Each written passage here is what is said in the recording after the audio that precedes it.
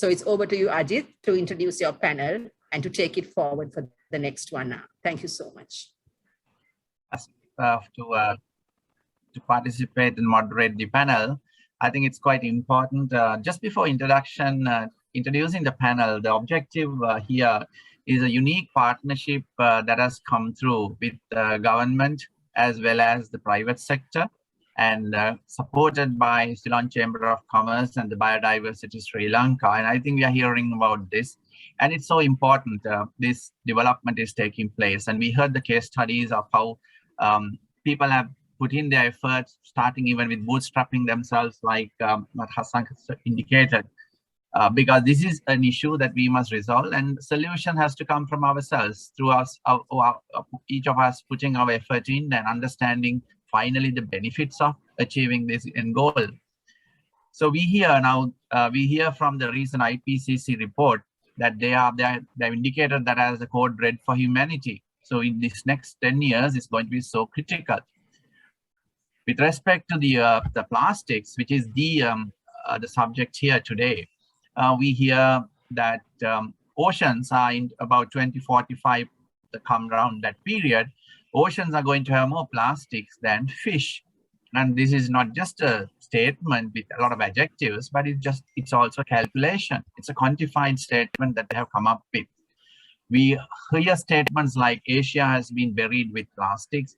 And in a lighter vein, we heard from like South African politicians telling that the plastic bag should be the national flower of South Africa. The reason being, it's all over the place, from the treetops, the shrubs, to wherever you see this, and why not celebrate it as the national flower?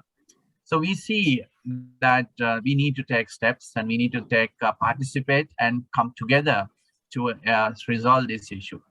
So I'm very happy to introduce a panel that we are going to discuss, because they are all taken decisions. They have been party to this project program, and they will lead us to this solution as well. So it's my pleasure to introduce a panel, initially starting with Mr. Mahinda Verahara, who is the Director, Pollution Control and Chemical Management Unit of Ministry of Environment. I know he has been a keen advocate, has sweated so much on this what you call this EPR, right? The scheme, extended producer responsibility. I do remember for a long time. So he as the Director of Pollution Control and the Ministry of Environment, his background is he's obtained his basic degree in agriculture with special honors from University of Peradeniya, and he has 2 MSc degrees, one from MSc in Agriculture Economics from Postgraduate Institute of Agriculture, University of Peradeniya, and MSc in Environment and Resource Economics from the Australian National University in Canberra from Australia. So he comes from the policy side, and it's driving this implementation. We have Ms. Sri Lanka Vijayanayaka, who is the Country Director of Sri Lanka and Maldives USAID Clean Cities Blue Ocean Program. So she's as a Country Director, she's the USAID is one of the flagship programs for combating ocean plastic pollution, but the emphasis is now don't allow things to come to the ocean. This is a preventive strategy, and that is the project that she's spearheading and supporting. And Nilanka holds a master's degree in the study of field of development studies and public policies from Open University of Sri Lanka. So then we have 2 practitioners who are going to be key players in this. Mr. Sanjeeva Chulakumara, who is a General Manager of INSEE EcoCycle Private Limited.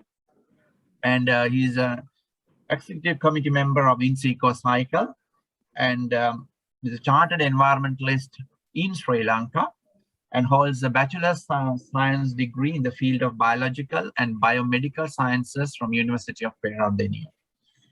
Finally, to a very, very strong player in this, again, Mr. Manoj Udavatta, who is the Chief Executive Officer of EcoSpinners.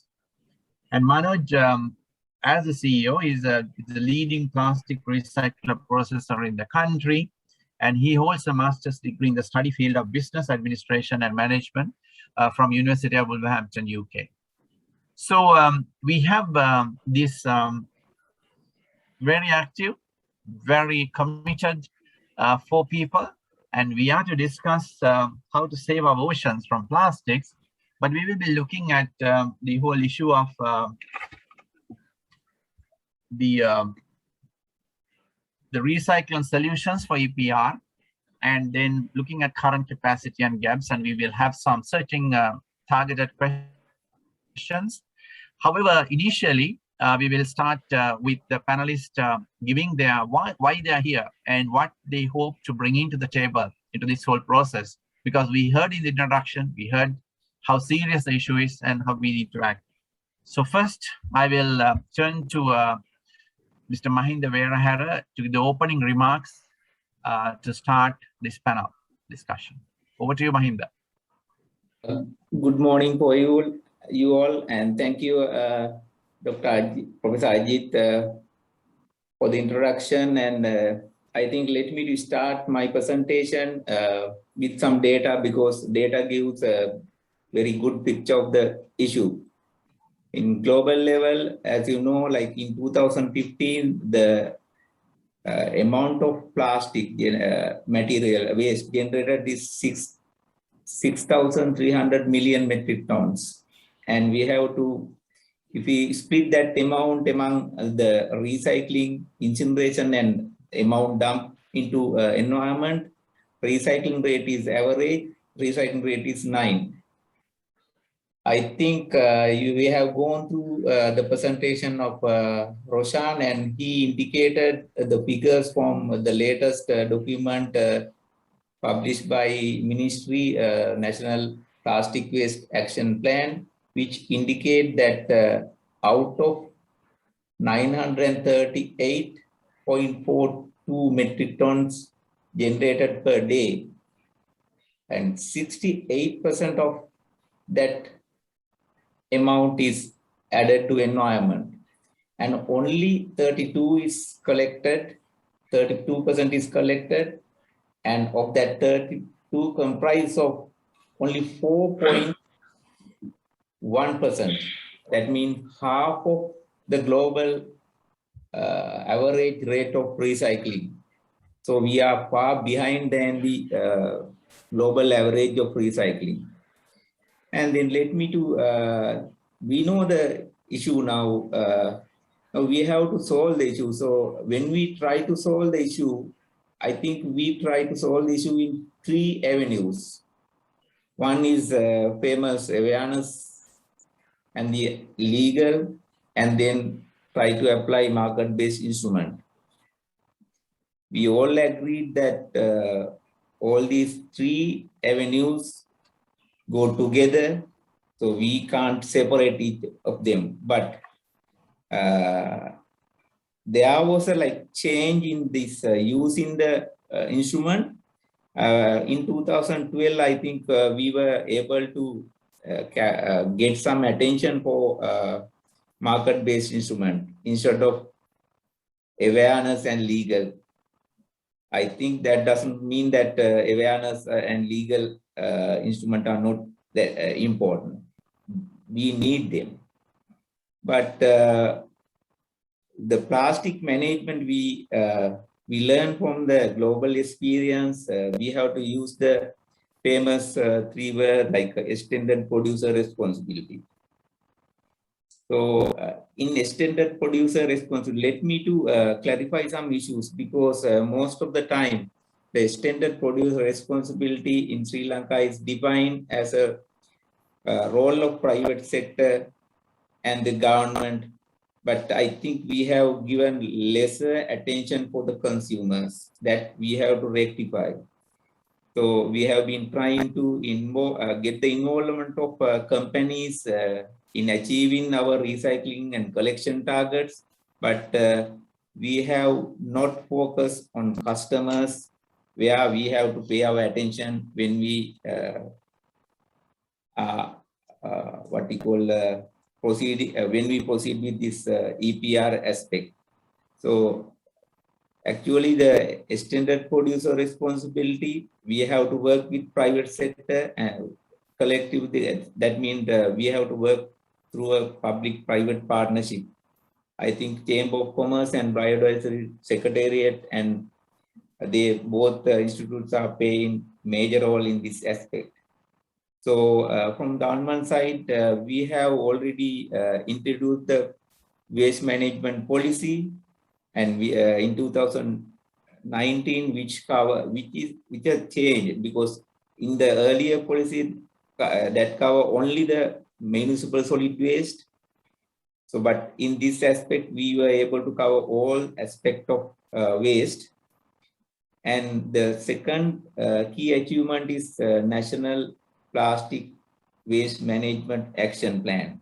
Now we have both document in place, and I think government has done its role. In addition, we have been trying to amend the National Environment Act. We have to accept that that process is a bit slow, and it become more slow. I mean, slower than we expected because of this pandemic situation. Anyway, that is continuing.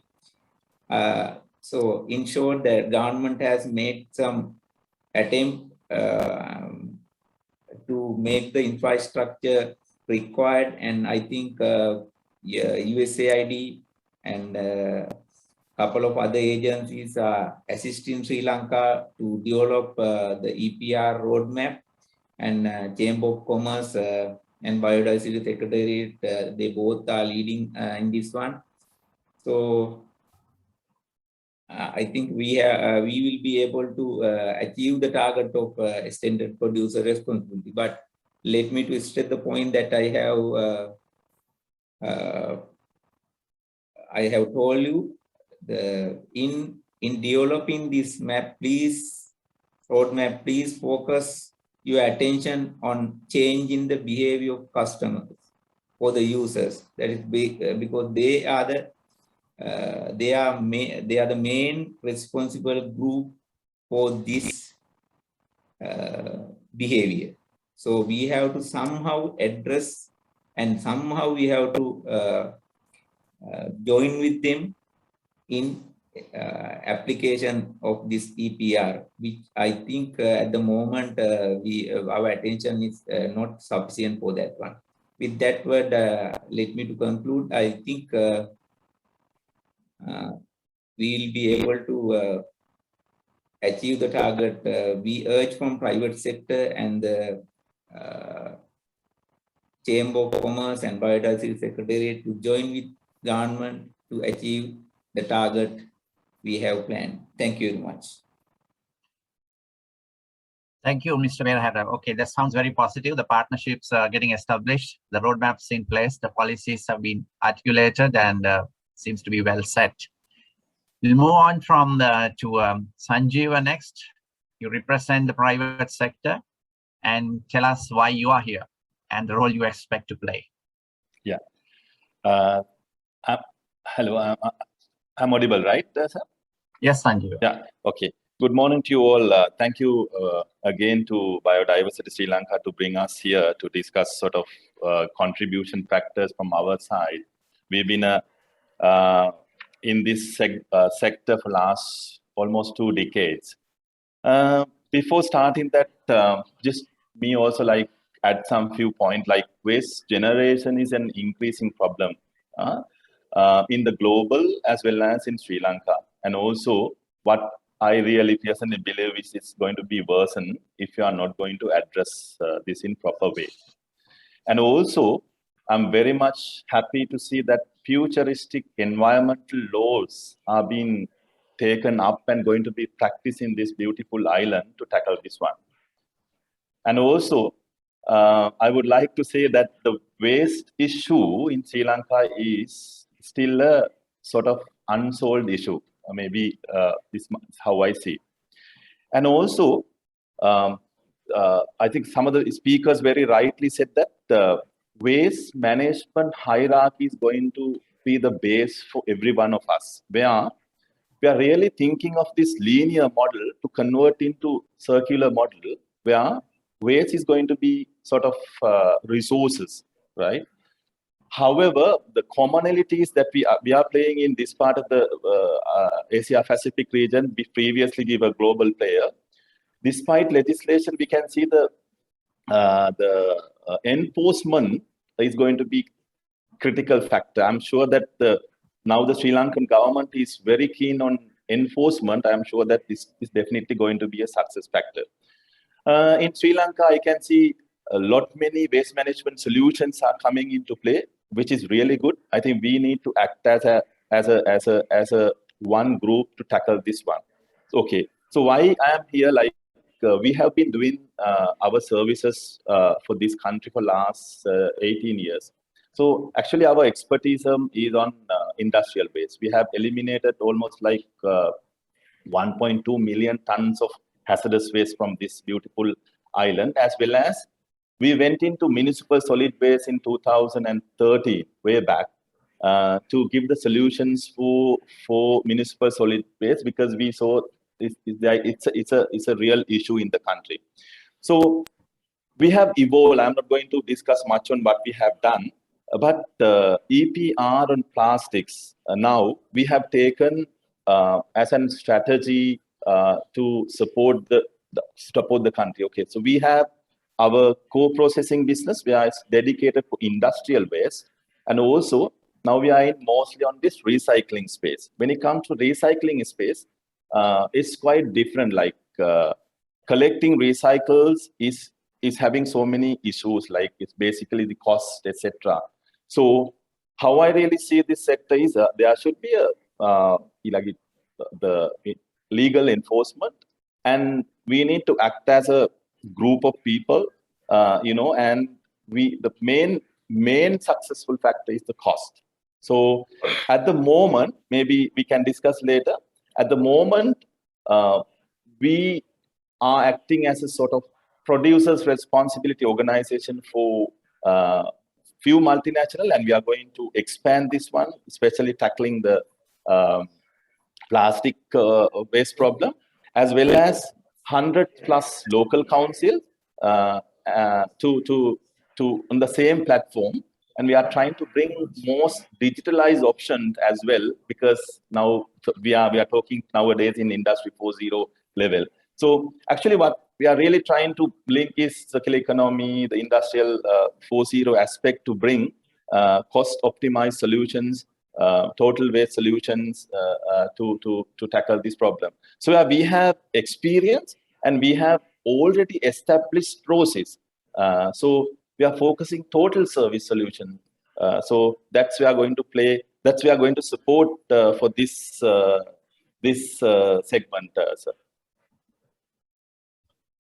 Thank you.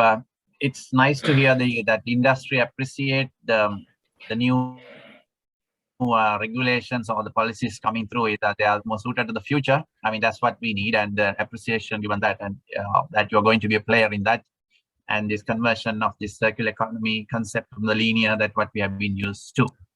Right, another industrialist from the private sector. Manoj, your thoughts and why you are here? Okay, good morning, everyone. And actually, I must remind that, sorry, Manoj, just the audience, you can send your questions to the chat because we will be opening up for your questions to the panelists as well. So please feel free to send your questions. Sorry, Manoj, over to you. Okay, good morning, everyone. Actually, thanks, Doctor, for the introduction and also for the Biodiversity Sri Lanka.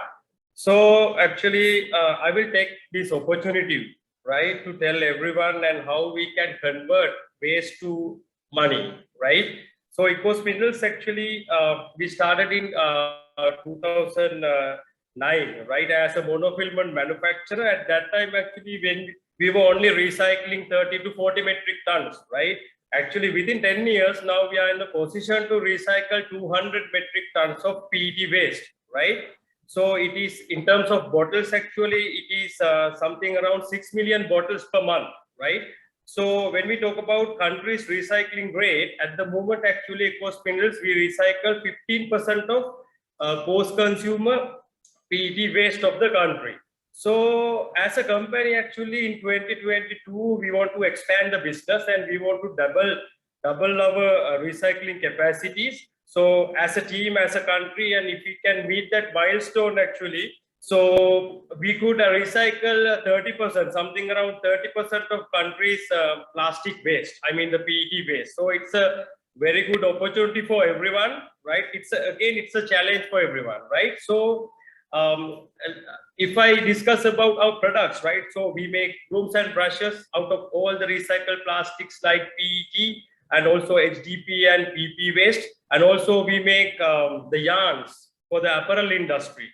So actually I would like to tell everyone, explain everyone, actually we could make 2019 Sri Lanka World Cup jersey out of the ocean plastics. So that is one of the biggest achievement we have done. So I think now everyone is clear, right? What we can do with recycling. So as a company, actually, we can't do it alone, right? It's something like a national duty. So we would like everyone to invite to on board with us, right? And increase our recycling rate of the country to 30%. So would like to discuss further in the later part of the program. Thank you. Thank you, Manoj. You mentioned the T-shirt, and I remember you had a turtle on that T-shirt, and there was a kind of like a discussion on why the turtle, not Sri Lanka kind of thing. But then we see today that a ship that was bringing 11,000 metric tons of plastics and just went down outside Colombo Harbor, right? So we discuss about this, okay, clean oceans, and your strength. Now in converting that. So we see this, private sector parties coming in. We should not forget the 3 case studies that was identified, from the zero trash to the eco-friends to the threat of plastics, the clean tech that came in, right? All of you provides this ability for us to resolve this issue. That's quite strong. And Sri Lanka, you as the country director, is not just the beautiful island of Sri Lanka, as Sanjay was mentioning. You are responsible for 1,000 other islands as well, the Maldives, right? And you have your program. And I think you played a significant role is enabling chambers, the government, and to get this process together, program to this position. Over to you, Sri Lanka, to tell us why you are here and your role. Thank you, Professor. Thank you for that introduction as well. So let me just give a little brief summary of our program, what it is all about and what we intend to implement in Sri Lanka. Clean Cities Blue Ocean is, as it was said prior, it's the flagship program for combating ocean plastic pollution by working on land-based strategies. So our focus is to keep the ocean clean, but working on preventing mechanisms, looking at land-based strategies. So before the waste getting to the waterways. This is a $48 million US global program, and comes as a 5-year grant, focusing on 7 countries, including Sri Lanka, within the same region. And the main objective of the program is to promote the 3R principles, which is reuse, reduce, and recycle, and also to look into strengthening of the local and the regional markets for this recycled plastics. The second area is where we look at the social and behavior change for 3R practices and solid waste management, because although, like as you said prior, we can introduce a lot of regulations, a lot of good practices, projects can come, but unless the people embrace it, there would be a vacuum there. So looking at the social behavior change is one of the areas that we look into. And then the effective governance of solid waste management and recycling systems. And of course, working on leveraging partnerships, whether it's public-private partnership or partnership with the private sector, or it could be other interest parties, like even it was said before, where the young people, youth are very interested in initiatives like this, and also working with the gender. So while working on these objectives, our program as a cross-cutting, we look into the gender equality and looking to empower economic empowerment of the women especially in the waste sector. So this is, as a nutshell, what our program is all about. And the core of the program is to promote circular economy within the country. And that is, why we see waste as a resource, waste as not waste, and where our interest in the EPR also heavily placed because of the circular economy. Currently, we are working in 3 engagement sites in Sri Lanka. Colombo also we are looking at particular areas, Moratuwa and Kaduela, and also Jaffna and Galle. These are the areas that we are rolling out our program implementations. So the mode of rolling out our program is mainly through dispersing of grants to local organizations. So it's a very competitive grant call process where we promote innovations, locally led solutions for sustainable and scalable impact. So far in Sri Lanka, we have opened 5 grant calls, 5 rounds of calls, and we have already awarded 1 grant to Ceylon Chamber of Commerce, who's working on the EPR roadmap, and there are 7 more in process within next 2 to 3 months we would be awarding. So when we talk about our contribution as a program, on one side, we encourage testing out innovations, piloting projects, and also looking at what is the learning coming of these. There are many pilots, innovations that are being implemented, but the learning has not been captured. So the same mistake goes on again and again in the next other projects. So we want to capture that lesson learned and to share with the decision makers and also with the interest parties for the next rounds of projects. At the same time, to facilitate partnerships and investment around the key needs and encourage collaborative planning and decision making in this particular area.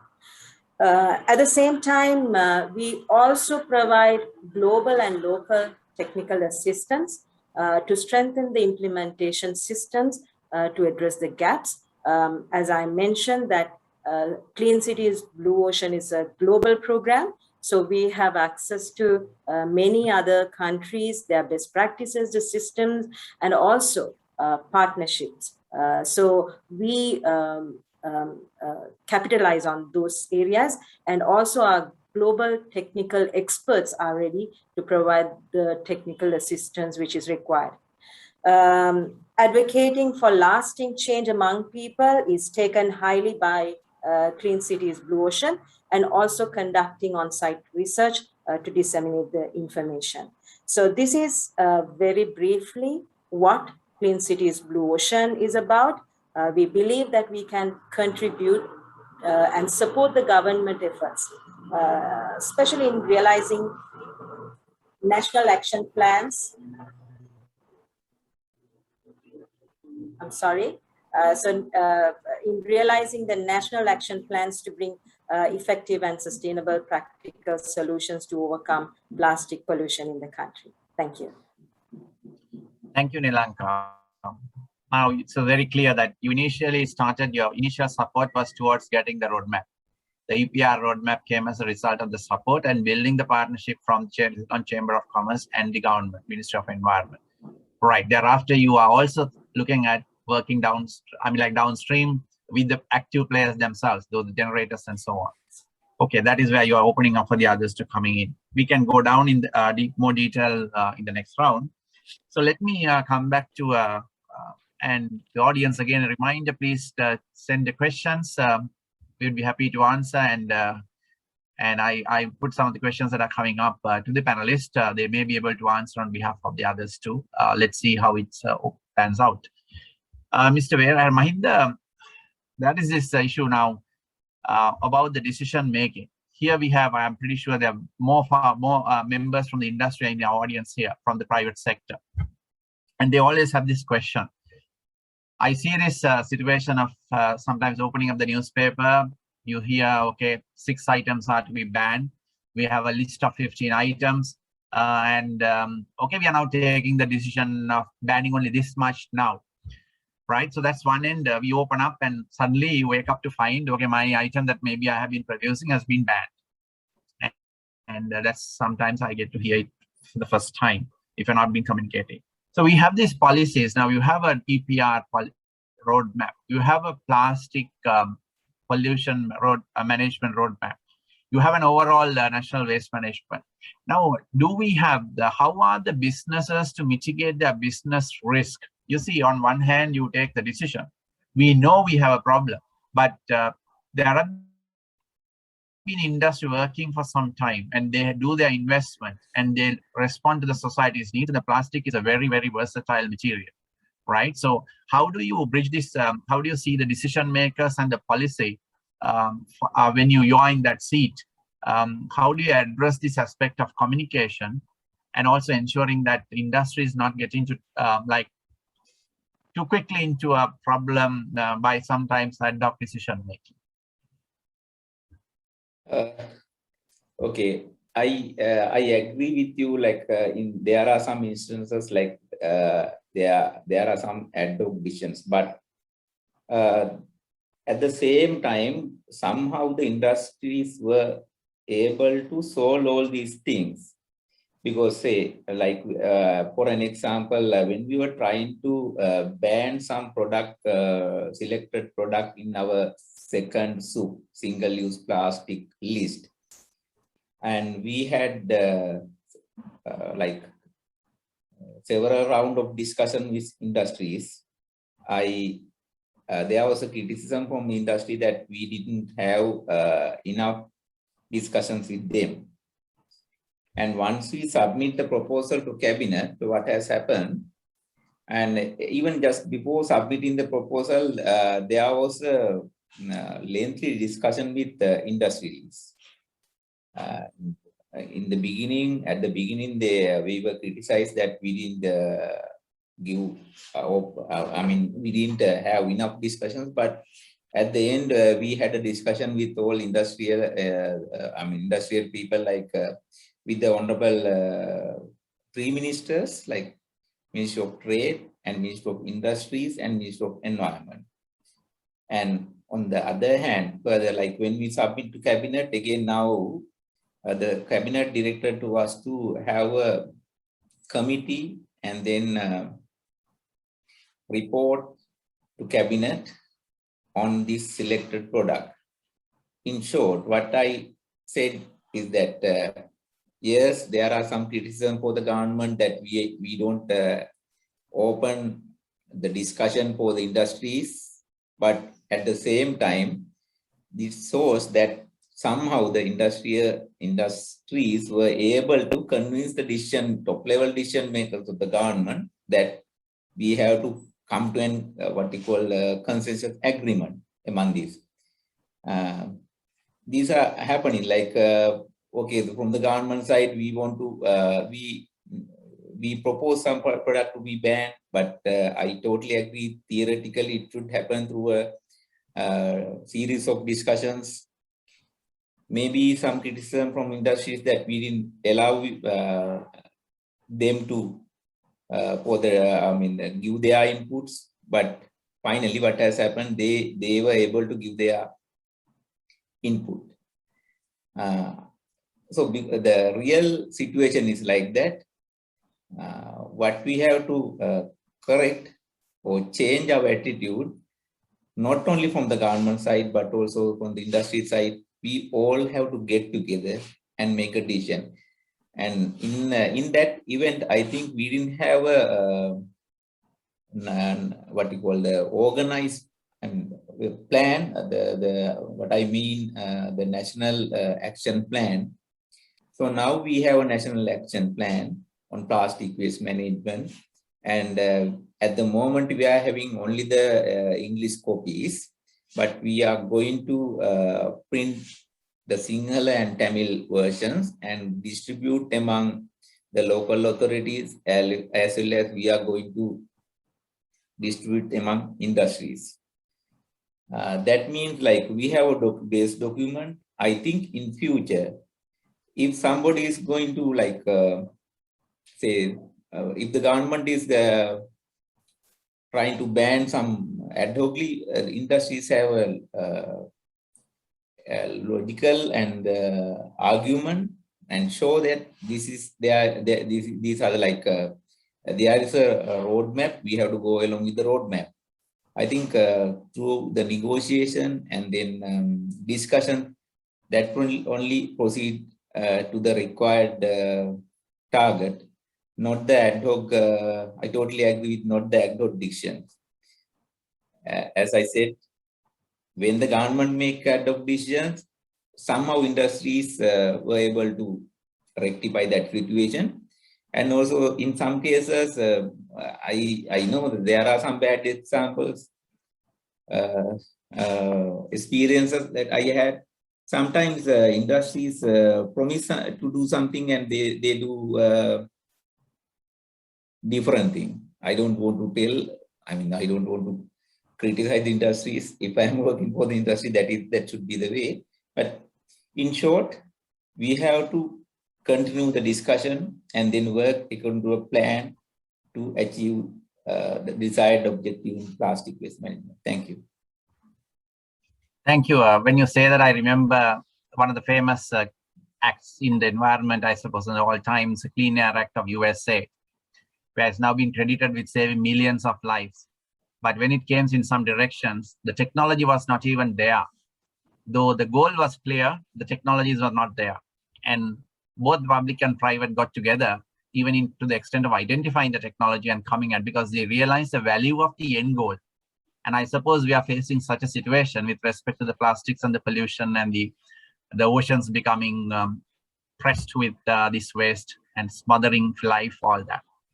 Right, Sanjeev, now it's interesting. You have an organization that you were saying initially that you are almost a perfect solution for the hazardous waste from industries. And you have been doing that for a decade now, servicing the Sri Lankan sector. Now, if you take the plastic, for instance, it's a wonderful material with a high calorific value to run for your straight away put into your co-processing plant, and which is your main activity and it's your main business plan. Yet you have decided to be a PRO, and you can briefly mention what a PRO stands for in this process. And you will be reporting to the government, perhaps in this partnership, the data, how it's going, and KPIs on this process, you will be reporting to the government. So very classic relationship. So tell us why you decided not to put this plastic so happy available to your co-processing system and go in this complete direction, different direction. Yeah, thank you very much for that question, sir. Like before coming to that, like PRO is Producers Responsibility Organization. Actually, PRO is not only for plastics. It could be electronic waste. It could be for hazardous waste. Actually, we are doing our PRO sort of supporting model for almost like 1,000 industries in this island, to manage their industries waste and realize that, okay, they have other ways also to be tackled. So we are mostly tackling the in situ waste most of the time. So we realize that there are post-consumer product outside in the, I will come to your question later, sir. And we realize that there are post-consumer waste being dumped of our clients in outside. So we realized that, okay, we need to do something. So that is why we went into plastic. And also coming back to your question, sir, calorific value is not only the factor that we consider when anything to be co-processed via cement kilns. So we respect to our waste management hierarchy, reduce, reuse, recycle, and then co-processing is coming in. Co-processing in a nutshell, like we are getting our energy or mineral advantage from this waste. That is, I'm not going to talk about co-processing here, but co-processing is unique technique, very famous in other part of the world, but in Sri Lanka, we only do that. So that is why, like, so we don't want to put any recyclable material to cement kiln, because when you talk about numbers, like, so today we are collecting close to 1,000 tons of sort of non-recyclable fractions of post-consumer plastic for cement kiln, which we cannot actually recycle. And other municipal solid waste. So plastic. So we have set up now our business model to give the solution for plastic. So we don't want to put whatever recyclable materials to cement kilns, because on the other hand, the request for cement kiln co-processing is coming like, every day it's increasing. Actually, we cannot cater. Again, if you talk numbers, maybe according to our statistics, in this country, we have about 300 tons of hazardous waste. Out of that, we treat only 20%. So balance, very limited options. So we have enough room to expand our co-processing business. We have actually so many unsolved issues from our clients. So plastic, that is why we want to move away from, if anything recyclable, we are going to be in that segment.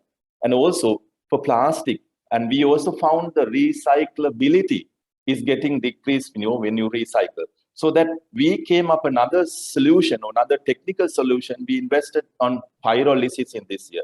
Some of the plastic which cannot be recycled, or we don't want to put again into cement kilns, we came up with another solution called pyrolysis. We are converting this plastic into oil.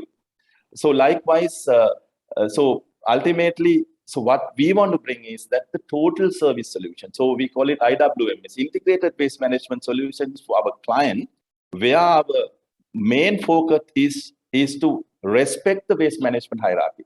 So that is why we are not putting plastic into cement kilns, but we are going beyond co-processing, which is recycling. Right. Thank you. The logic is there, clear. Manoj, EcoSpindles, I think you have set up world-class infrastructure. If I may say, I think you will add to that for PET recycling in the country. When we see some of that pictures from the Horana and your facilities, it's absolutely super. That means you're paying us. You did this investment, and when normally the other businesses are somewhat say, okay, we are not going to invest in these areas, bringing up this type of state-of-the-art abilities and venturing into an area that probably of a low demand. Okay, the problem is serious, but the investments are not forthcoming. But you as a Sri Lankan industrialist, you ventured in.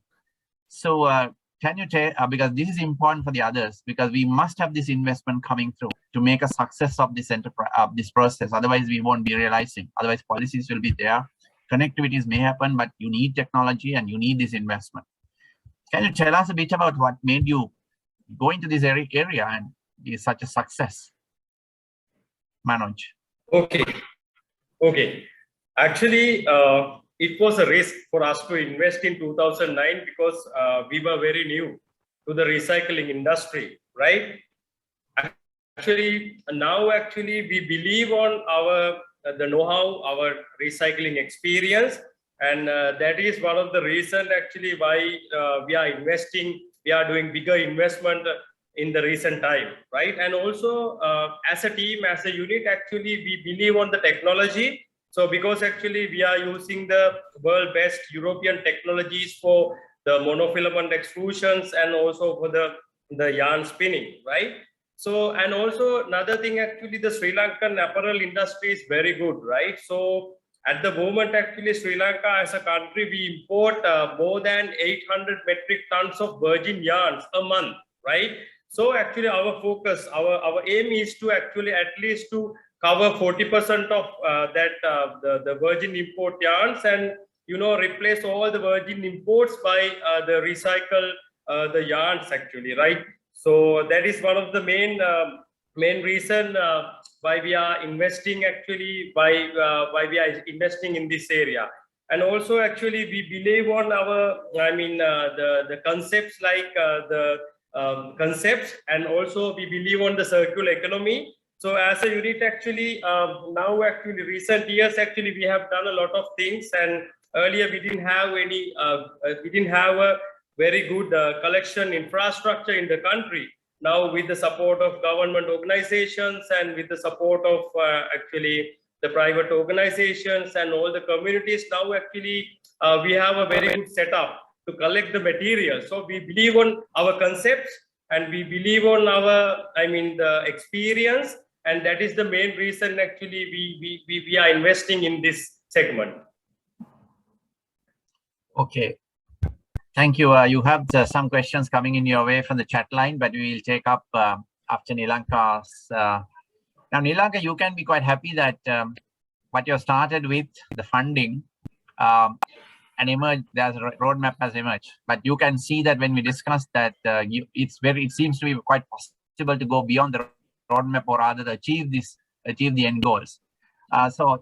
Going a little bit more deeper into the practicalities, now what's next for you?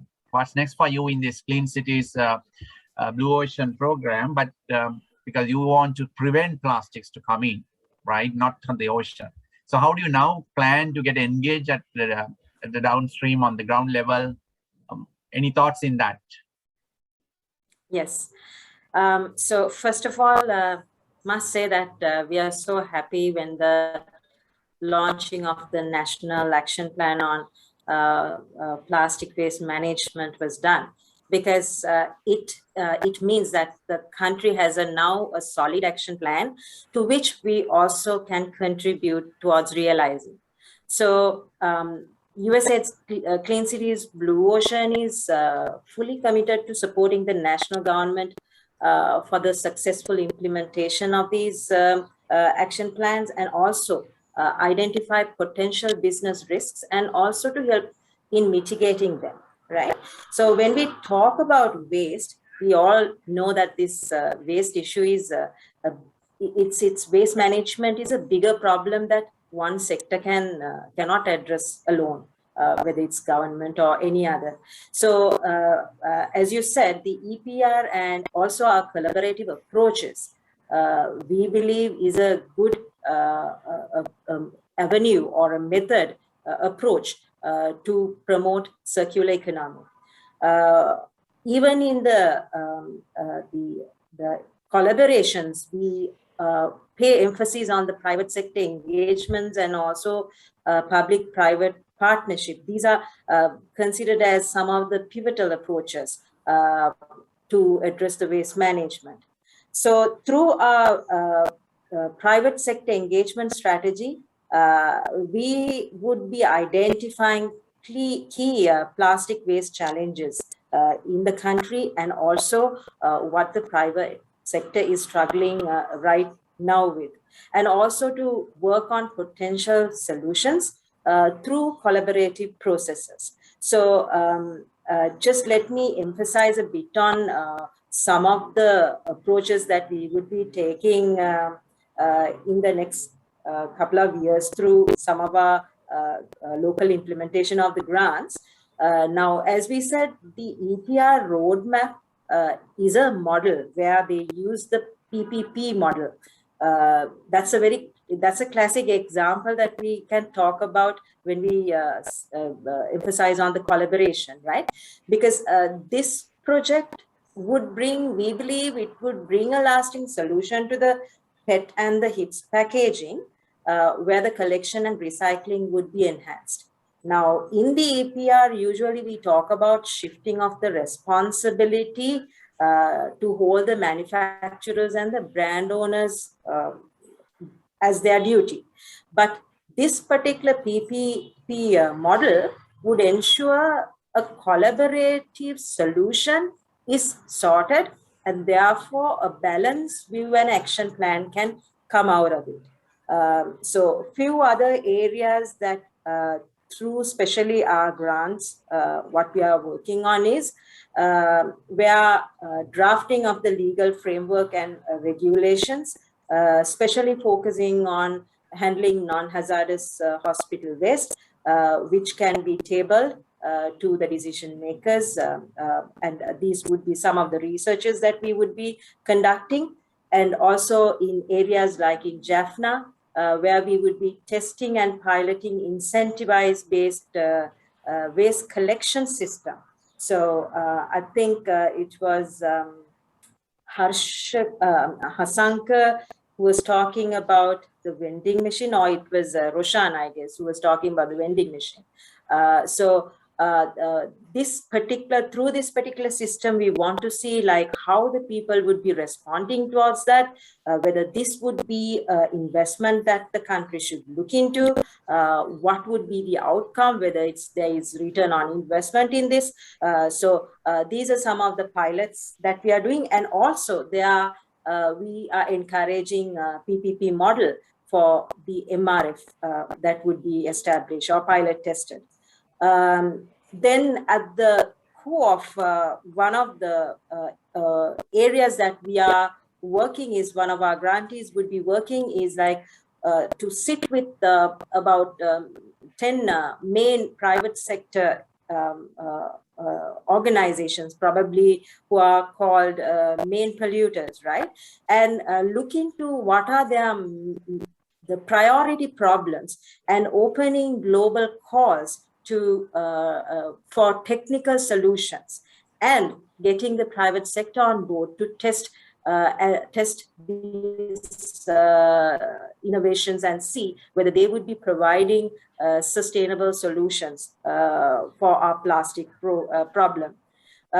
Zero waste concept is another area that we would be working on, especially looking at addressing the gaps in the source segregation, gaps in the collection, then high waste generation, how we can transit from the high waste generation to control it, and poor enforcement of existing bylaws. So these are some of the areas through zero waste that we are trying to look into.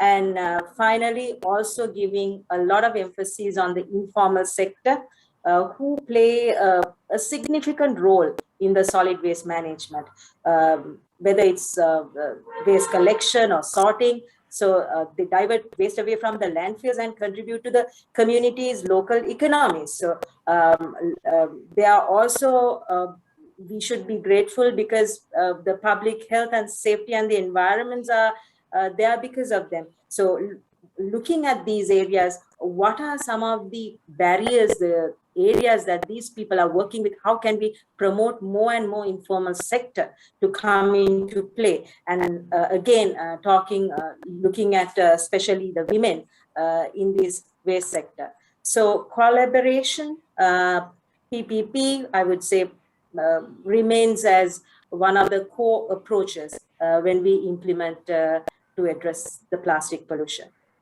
Thank you. Thank you, Nilanka. There's one question to Mr. Verahara. Mahinda, you have it, but I suppose what you mentioned, Nilanka, has some connections to this, because this is asking with somewhat general sense. But you sit, Mahinda, near the Devanna, right? Near the parliament and in the center. You take decisions from there and you want. But there's a question, what are the bottlenecks not implementing these national level policies at the local level, that local authority level? Because solid waste doesn't move across boundaries. I mean, you just have to physically do work with that to get it sorted. So what are the bottlenecks that you see? The question is like that. Why it's not difficult at the local authority level, this national level policies? Yeah, I think basic issue is the local authority. As you know, we all know that local authority is mostly having executive powers, where time to time the leaders are changing. That is one issue. The other issue is I think now the change in the ministries, unfortunately, and time to time it changes. I think somehow provincial council ministry, Mr. Indika and his team is trying to develop some basic laws, and going to ask from the local authority leaders to adapt those, make their laws based on this the proposed laws and adapt them.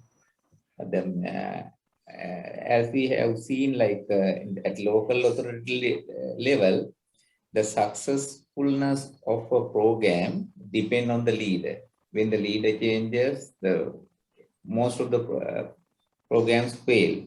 So those are the issues. But I think the way to overcome is to develop some basic laws and ask them to adapt. At the same time, I think they are not aware of some of the issues they face. I think, at least I'm not telling 100%, but when we try to make them aware of this national objective based on this national action plan, where I am trying to distribute the Sinhala and Tamil version among all the local authorities. And I just have agreed with us to conduct some at least online training programs for these local authority people. We will be able to address this issue to some extent. Thank you. I hope that I answered the question. We as well see whether we can get a response from the questionnaire, whether it's satisfactory. Nilanka, anything you can add to that in a way that you feel, because you obviously must be now with working from Jaffna to Moratuwa to Kaduela, you must be also experiencing this divergence. Anything to add to what Mr. Vera said from a different perspective? Because you, Mahinda sees this from a government side, policy side. You are trying to engage at a local level. Anything to say? Professor, if you don't, yeah, Professor, if you don't mind, can you repeat the question? Yeah, no, the question is like why these national policies, what are the bottlenecks for not implementing this national level policy at local authority level? Now here you have supported a roadmap. Do you envisage issues in translating that concept to at the local authority level to people to follow it up, support it? Any difficulties? Yeah, so some of the observations, like one of the things that we looked at is the absence of, I would say, a solid waste management plan. Of course, they have a sort of a plan where they want to implement, but when it comes to consolidating and having a proper plan, where we saw certain gaps. And at the same time, the technology, the technical awareness, the supporting bylaws, these are some of the things that we have observed at the municipal councils or local government levels as some of the things that they're struggling with. On top of it, also the resources, the financial ability, these comes as areas that they would require more support. And of course, I would believe that a systematic method of transferring that national action plan into local level means what and how it would be done has to be articulated properly along with them. So on very briefly, these are some of our observations. So may I jump to okay, so obviously when you... So may I jump to very few comments for the same matter? Like what I really see, because this is what we need is how to see things in practicality. So we are working at the moment with 100 local councils to bring up their non-recyclable polythene fraction. From this side to Anuradhapura, that side to Kandy, and we have gone into Rikilagaskada and Uva side. And this, what I want to try say is that there is a sort of how I'd say encouragement from local councils level, to dispose in a proper way. So which is really, really good. So I have seen a bit of an evolution. We are in the waste, like we walk to waste yard and so on. So for me, it's for us today, it's like to work 100 local councils. Actually, they order their non-recyclable polythene to be sent out online. We have an online system. And also, what we have done is so far, just to support, as Nilanka said, so we have bring these MNCs to support the supply chain cost. So, and as well as we have talked to our distributors of cement who comes to Putlam to bring this waste where we can 50% we can reduce the cost. So just to add, like there is a boom in local councils level as well. Maybe not in all, but I can see it's emerging. Thank you. That completes.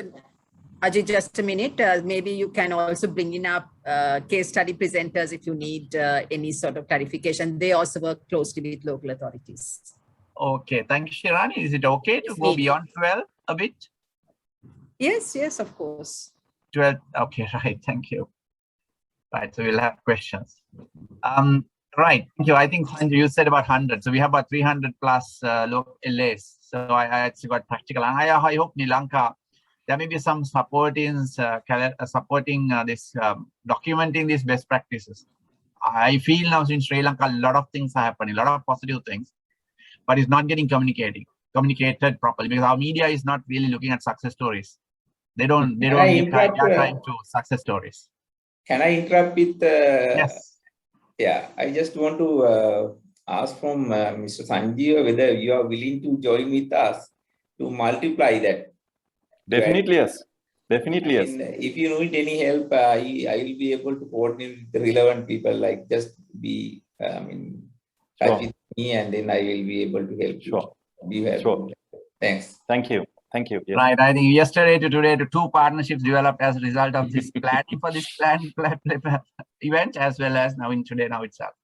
Manoj, you have a question here. It's, I think, MRF concept Nilanka mentioned, but you probably are from the implementer. That eco-spinners are developing an MRF concept. He's really interested to Milza's question, really interested to know from eco-spinners what is MRF concept of them.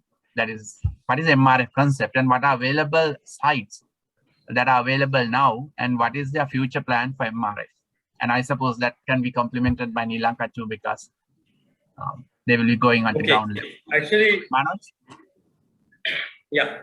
Why actually we bring MRF concept? Because actually we want to develop the district-wise, city-wise better collection network platform, right? So that is how the MRF concept came up, right? So what is actually MRF, when we talk about the material recovery facility for all the recyclables, right? Actually earlier, before 1 year, actually we were only with PET, right? Actually, we thought we want to change the concept, and then actually through the MRFs, actually we facilitate all the waste collectors, all the households, all the local authorities, schools, and everyone to dispose, their waste, all the recyclable waste, and also to get some money, right, out of their programs, right? So this is the main concept. Actually, earlier, the collectors are not paid a good amount of money, good amount of rate, right, when they collect their waste. But actually through the MRF, we increase the rates, right? So let's say earlier, normally we pay something around 15 rupees for PET kilo for the collector level. Now actually at the MRF, we pay something around 30 to 35 rupees. So that is one of the main reason we develop this MRF. And other thing is we want to develop the private organization in each cities to do all these micromanagement. Then they can actually cut down all the unnecessary costs, and then they are in a position to pay a good rate for all the collectors. Because as let's say eco-spinners and we want to go to Ratnapur to collect goods, right? So we can't send a big lorry because it's a cost, right? So now all the Ratnapura, they have this micromanagement system with the MRF. They have small lorries, they have small three-wheelers, and they can go and they can collect the things on time, right? And also that is the concept, the MRF concept, right? So as an example, we can take, we develop one MRF pilot project in Kalutara, right? The city called Panadura, right? In between Panadura and Kalutara. During last 14 days, we could collect 2 metric tons in terms of bottles. It is 600 bottles from the beach. So we developed 6 collection points with at the stretch from Kalutara to Panadura. So 6 people are collecting. So we could collect 600 bottles, 600,000 bottles within the 14-day period, right? So it's a big thing. It's a good thing for us. we get more material and it's a good thing for the environment. So this is how the MRF concept, right, came up. And also now actually we are dealing with 3 pilot projects. One is located in Ratnapura, one is located in Panadura, and other one is located in Aludgama. Actually, within next 12 months, before 2022, actually, we want to develop at least a 1 MRF in each cities, right? So currently, actually, we are working with 400 plus collectors. We are working with all the local authorities. I think it is more than 115. We are working with all the harbors. Actually, we want to, take all these, I mean, the collection units. We want to connect all these collection units to the MRFs, right? So, and then actually at the MRF, they do separation and they do baling and they will do crushing and might be they will do some injection molding, right? So it's a business unit. Actually, it will run under better management because actually we need to have a better management. Otherwise, we can't develop these systems in the country, right? We can't develop our concepts in the areas. So this is what we are planning with the MRFs. So this is one of the uniqueness of us, because actually I want to say another thing, because most of the recyclers actually they are into collection, or they are into recycling, or they are into upcycling. But as eco-spindles, we are doing all, right? So we are doing collections, we are doing recycling, and we are doing upcycling. And this is why the main brands like Nike, Decathlon, and they are coming to Sri Lanka, and they are buying our yarns for their products, right? So this is the story about MRFs. Okay, thank you. Hasanka, you also described the situation of coming up with these collection centers. Now, I suppose we have this one word MRF. I think you are also an MRF. I mean, what your question is also an MRF, right? And I suppose, again, going back into what Roshan presented with the districts, we see there's huge opportunity for establishing this, because if you want to achieve this end result, we need to have these units positioned in places where the consumers can approach them. I mean, so what are your thoughts on that question? Do you have a plan for expanding, or you have now your Borlaskamo, the first one? Yes, I think, Professor, for the last 2 years, we figured it out in a model where how to sustain a collection center. So that's where I was visiting many more corporates and talking to them. Let's have like when it comes to brands, if brands are scattered, if they do their own initiatives, then everyone has to go into Anuradhapura, Goal, or any other districts and run their own initiatives. So we need to build this collaboration effect. As clearly Manoj said, if we need to solve this like waste issue, we need to have one particular either privately managed, properly managed material recovery center. So I think that's where we want to move forward. I think that center will have one set of information gathering method where we will gather information when it will be produced into particular waste management authorities or government, Ministry of Environment or CA, and give visibility who has contributed in terms of recording and hand over their stuff, what was received, when it was received, and how much it was received. And then the respective MRF facility will process, and they make profits out of it. Then either they do value additions and make the recycler's life easy and make the product more compatible in terms of transportation. So that's what we as Sri Lanka we need to do. It's not how or who build this thing, that it's the requirement of the hour, and we all need to do, because each and everyone play a significant role. Even we are small in size, everyone like have this same mindset. It's a matter of connecting dots, and who connect the dots and when it connected. So let's work on towards that mission. So there are team, NGOs and other people set the awareness in terms of people to sort, continue the best practice. Other organizations like social entrepreneurs or whoever entrepreneurs, they need to build solutions where they encourage people to reduce the plastic usage. And then the MRF collections, informal collectors, we have to formalize and set the the main collection now. And then we have solid recyclers, and they can do world-class innovations, products, value creations from that. And the government and the local authority, governments will set the framework, they do the necessary encouragements and do the necessary bans and sanctions and controls frameworks to limit certain usage. And the research centers in Sri Lanka, Slimtech and University of Moratuwa, Peradeniya, Jayawardhanapura, whoever needs to come up with miracle materials in terms of building the degradability products. So likewise, MRF concept will fit into this thing. And then I think that's the way forward. So we were like, based on our limits and capacities, we were talking in different notes, different levels. But the whole entire concept is now set. I think it's a matter of who will come into the first and set the example and lead the ecosystem.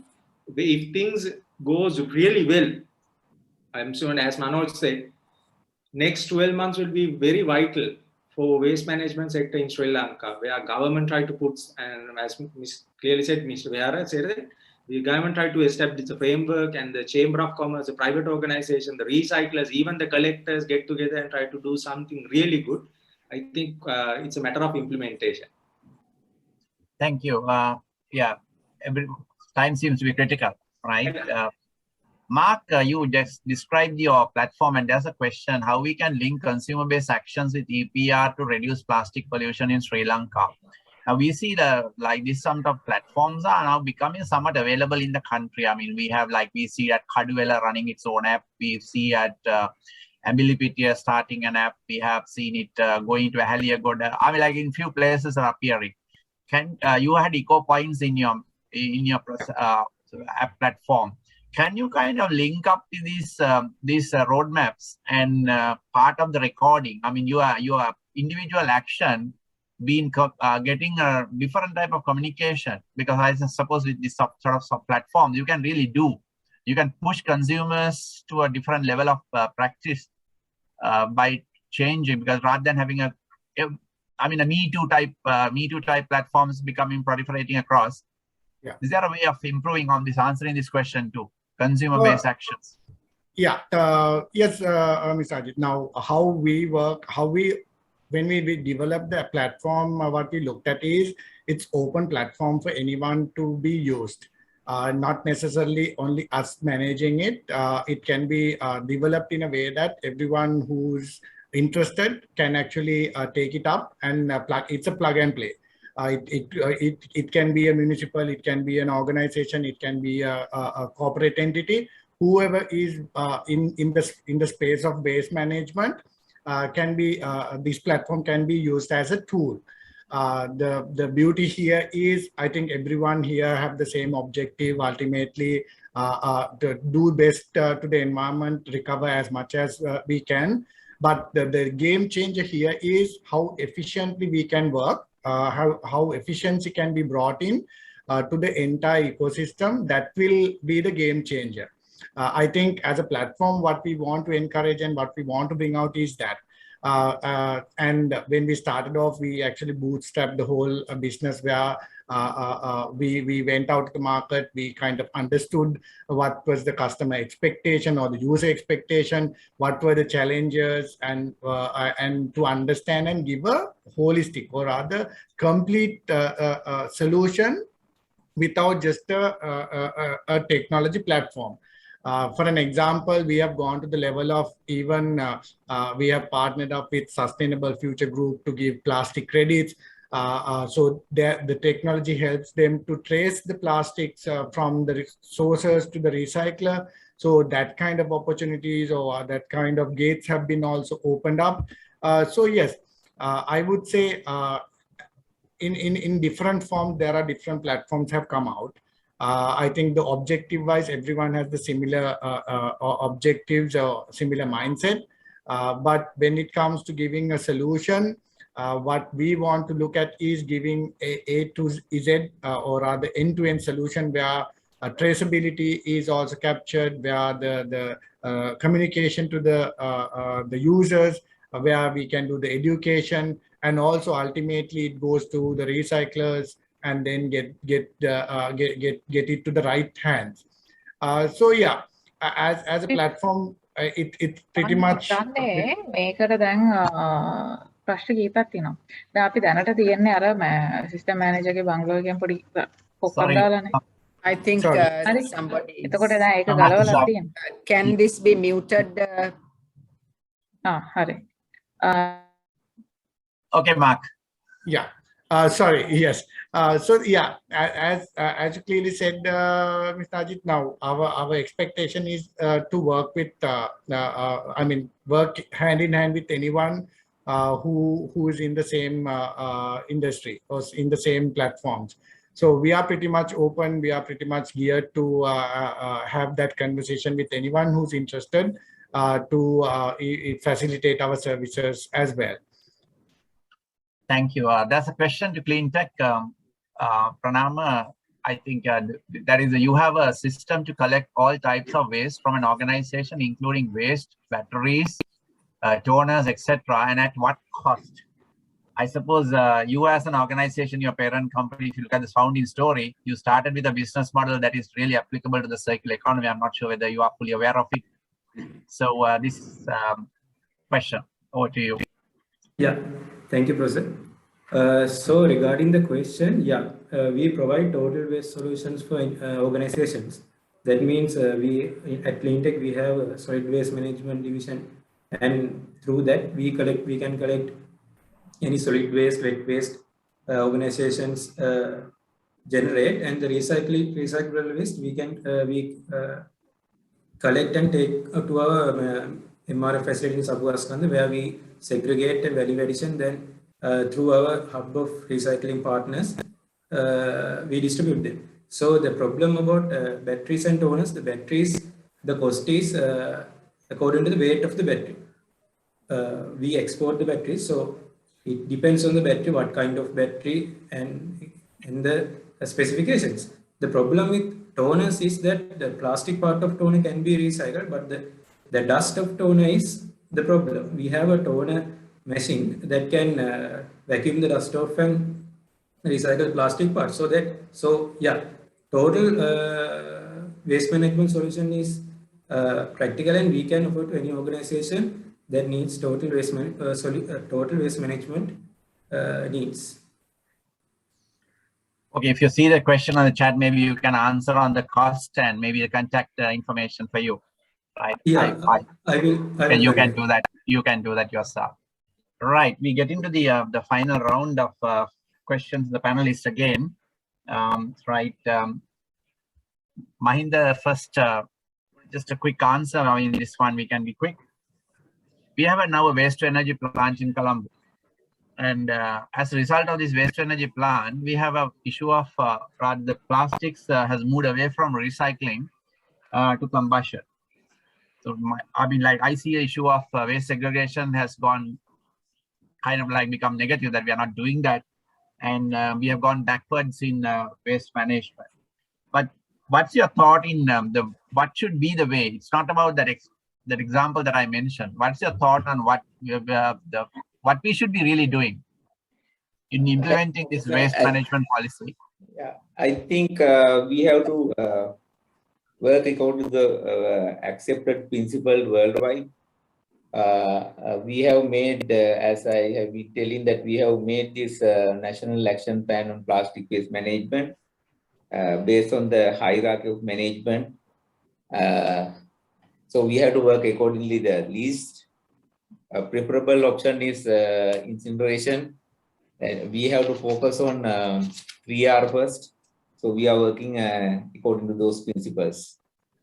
Maybe because these things are happening due to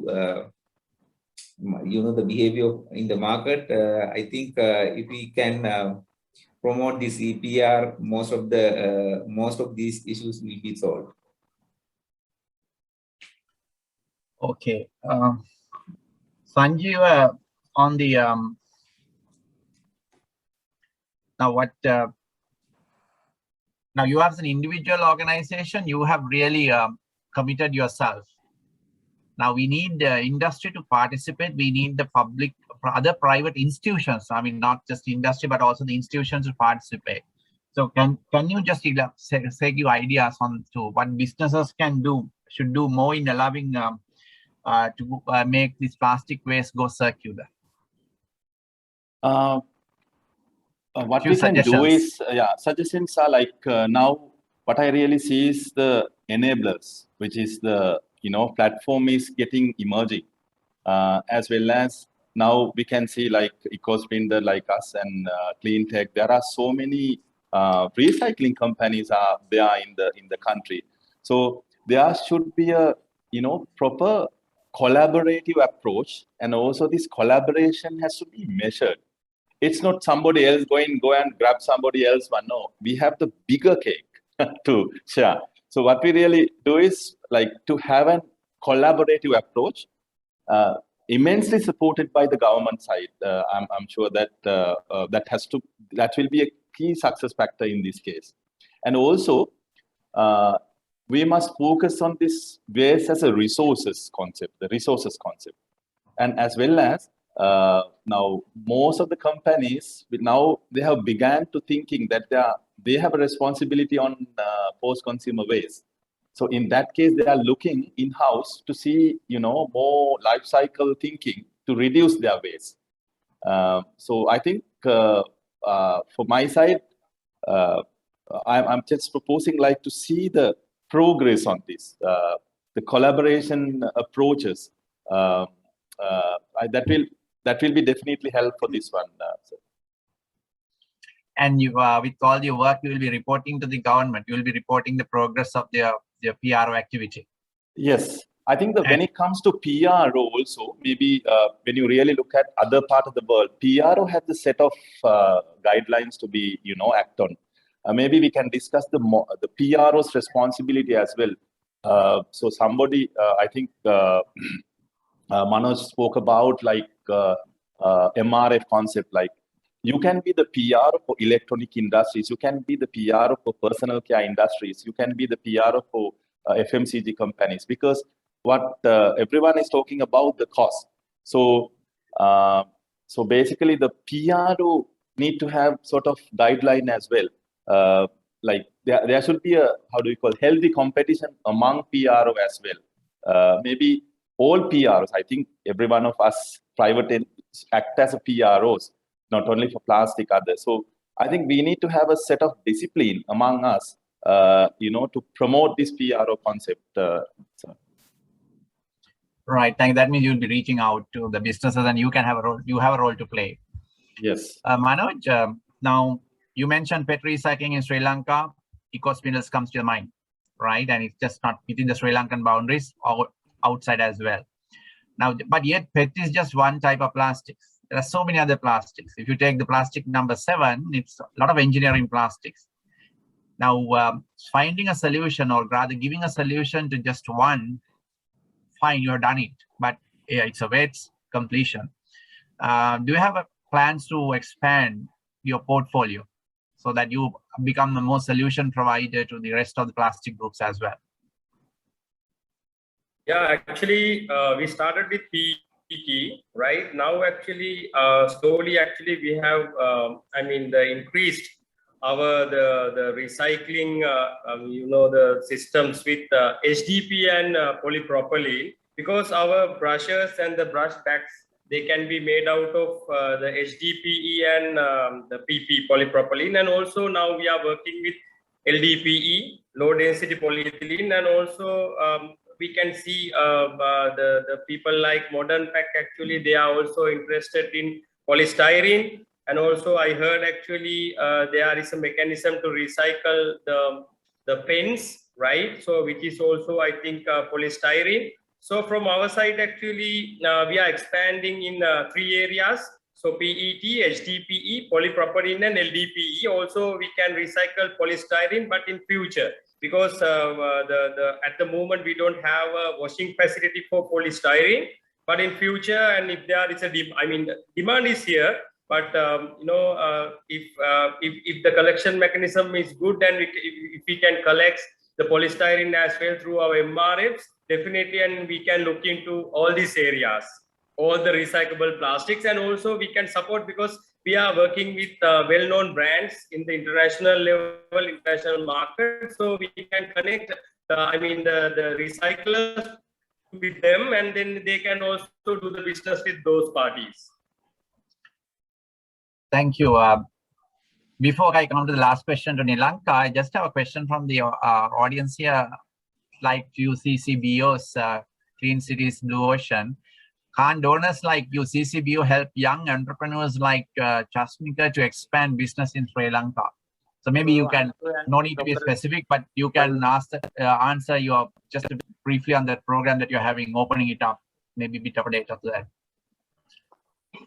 Can you support individual entrepreneurs in this area? So we are actually looking at entrepreneurs, especially in the waste sector. And it would be like, I would not say that I cannot just give upfront detail about the request, but as a whole, we are looking into entrepreneurs, and also we are looking at individual businesses.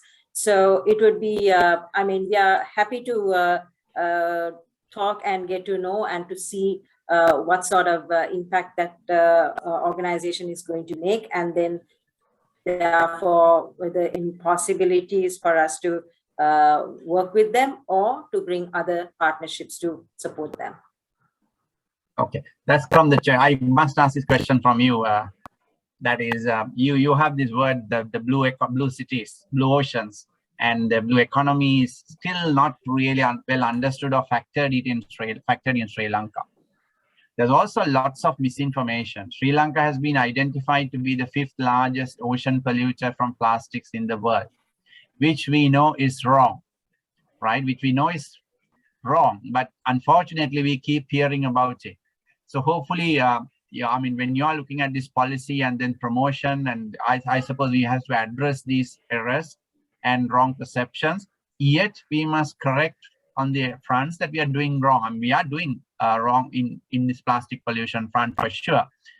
So what sort of, how do you approach this, bringing this blue aspect, the blue economy aspect into it? Again, the small point is, sometimes we address these single-use plastics, yet we hear that in the fisheries sector, it's the fishing nets that accounts for more than 50% of this ocean plastic pollution.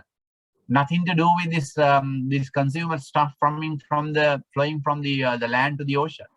So we have this lack of understanding of the issue in sometimes in these specific quarters. But hopefully now, with hearing all this positive stuff that is developing, hope you will play a role in promotion of best practices in the country, because that will directly support this roadmap, directly support the waste management, directly support the plastic waste management plan. So any thoughts on how we are going to support in this the measurement area and the communication area through your program? Yeah, so I think it's a very interesting area when we talk about the blue economy, because it encourages better stewardship for our ocean or the blue resources, which is kind of lacking at the moment. Like when we talk about plastics, that is one of the biggest man-made pollutants in the marine environment. At the opening, we were saying that there are 8 million tons of plastic waste every year goes to the ocean. So what does this mean? Like this eventually break into microplastics, and it not only make an environmental hazard, but also it becomes a health hazard, and also it impact the economy as a whole, right? So if the marine environment is destroyed, now this can impact the economy in a very big way and also in a very bad way. So being an island, our dependency on the ocean related occupations, including tourism, I'm totally with you, sir, that we need to give more consideration how we look into this particular aspect of blue economy more meaningfully. And I don't think we have so far taken a good count of it. So when we talk about the whole notion about being the 5th polluter,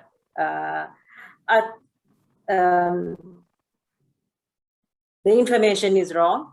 But I think this information, the wrong information, got so much of attention on Sri Lanka and was also able to put us directly under the spotlight, even for funding. So, however, there is an element of communicating wrong information and getting these avenues open is not something I would acknowledge, which has to be corrected. And we, Clean Cities Blue Ocean never uses information talking about being the 5th polluter.